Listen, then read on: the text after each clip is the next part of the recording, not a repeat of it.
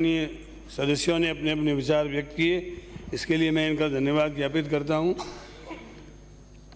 सबसे पहले प्रश्न यह है कि सप्लीमेंट्री ग्रांट क्यों ली जा रही है, तो मैं आपको ये बताना चाहता हूं कि राजस्थान सरकार स्वास्थ्य योजना, राजस्थान गवर्नमेंट हेल्थ स्कीम, इसके लिए 22-23 के बजट में 320 करोड़ का प्रावधान किया गया था। अब इसमें जो खर्चा लग रहा है, आप जानते हैं कैशलेस इलाज हो रहा है सभी राज्य सरकार के कर्मचारियों का, तो उसमें अनुमानित तौर पर 1225 करोड़ रुपए हम और ले रहे हैं। अभी आपने कहा ग्रामीण ओलंपिक के लिए हमने पैसा नहीं लिया है। ये पैसा हमने लिया है नई दिल्ली में नेहरू यूथ हॉस्टल के निर्माण के लिए। Udaipur house Nehru youth transit hostel जो है एंड फैसिलिटेशन केंद्र, इसके लिए 30 करोड़ का प्रावधान रखा गया था, लेकिन जब एस्टिमेट्स वगैरह बने तो पता लगा कि इसमें 330 करोड़ रुपए की आवश्यकता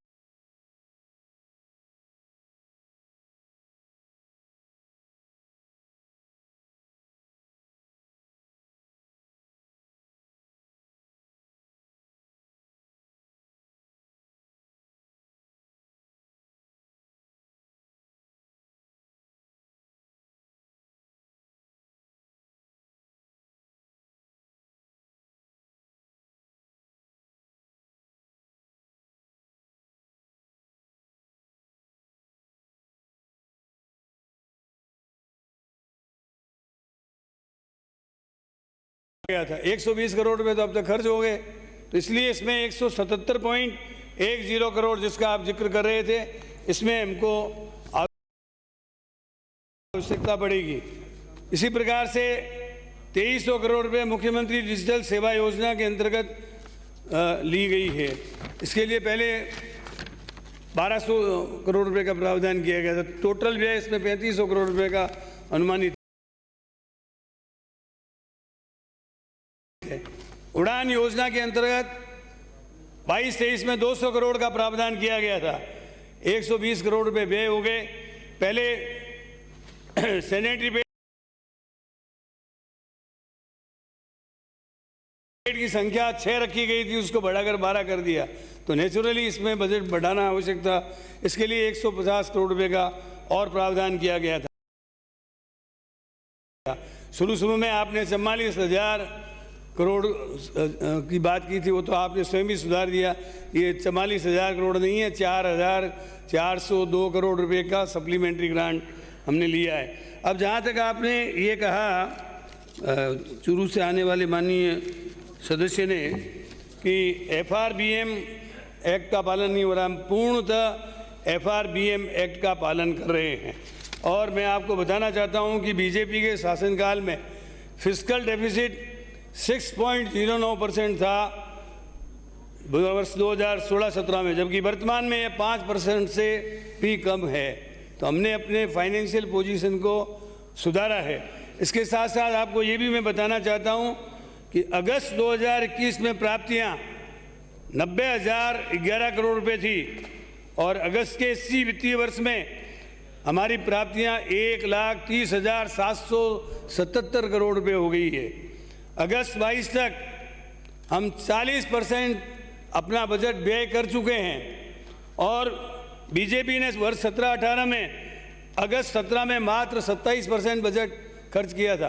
तो हम लोग हर महीने बजट का अनुमान, बजट में क्या खर्चा हुआ, आगे हमें कैसे प्लानिंग करनी है, सब कर रहे हैं।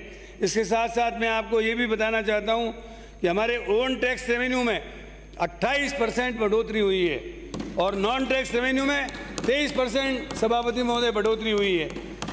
इसके साथ साथ जैसा आपने कहा कि कर्जा बढ़ रहा है, कर्जा तो आप जानते हैं धीरे धीरे आपके शासनकाल से जो हमें विरासत में मिला, उसका ब्याज बढ़ते बढ़ते, लेकिन जैसा मैंने आपको बताया कि हमने अपना फिस्कल डेफिसिट जो है वो 5% से भी कम किया है। इसके साथ साथ आपने स्कूल गेम्स के बारे में, प्रतिपक्षी नेता, स्कूल के गेम्स हमारे कैलेंडर को आगे ज़रूर खिसका है, ज़रूर होंगे।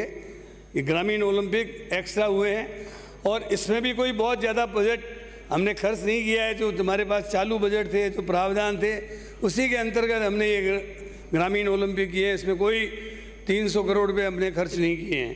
इसके अलावा आपने ERCP की चर्चा राजाखेड़ा से आने वाले माननीय सदस्य ने की, आपने भी की।